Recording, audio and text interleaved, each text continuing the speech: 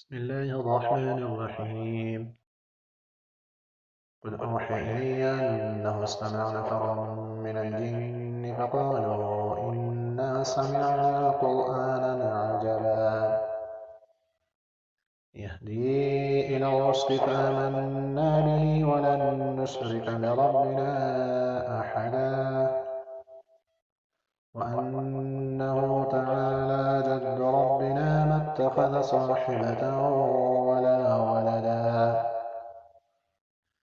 وأنه كان يقول سفيهنا على الله شططا وأنا ظننا أن لن تقول الإنس والجن على الله كذبا وأنه كان رجال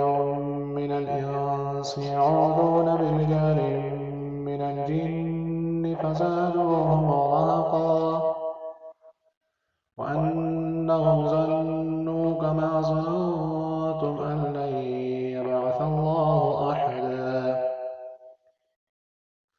وأنا لمسنا السماء فوجدناها ملئت حرسا شديدا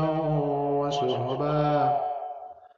وأنا كنا نقعد منها مقاعد للسمع فمن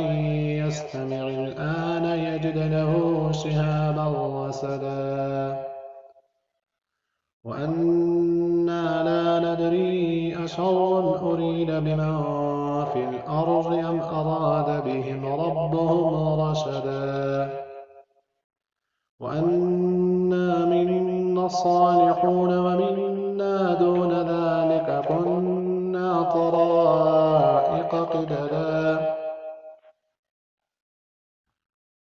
وأنا ظننا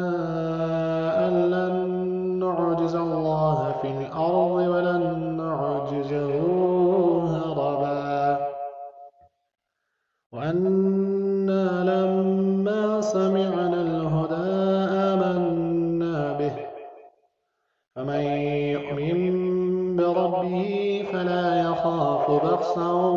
ولا رهقا وأنا منا المسلمون ومنا القاسطون فمن أسلم فأولئك تحروا رشدا وأما القاسطون فكانوا لجهنم حطبا والذين استقاموا على طريقتنا أسقيناهم ماء غدقا لنفتنهم فيه ومن يعرض عن ذكر ربه يسلكه عذابا صعدا وأن المساجد لله فلا تدعوا مع الله أحدا وأنه لما قام عبد الله يدعوه كادوا يكونون عليه لبدا قل إنما أدعو ربي ولا أشرك به أحدا قل إني لا أملك لكم ضرا ولا رشدا قل إني لن يجيرني من الله أحد ولن أجد من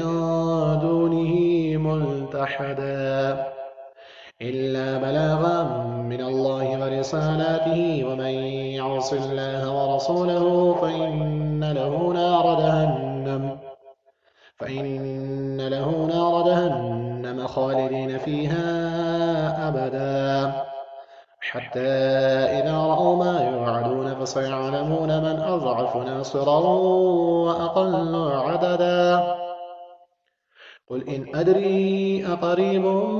ما توعدون أم يجعل له ربي أمدا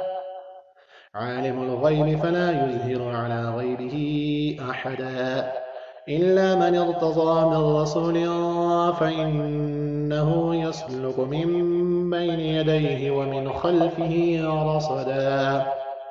ليعلم أن قد أبلغوا رسالات ربهم وأحاط بما لديهم وأحصى كل شيء عددا صدق الله العظيم.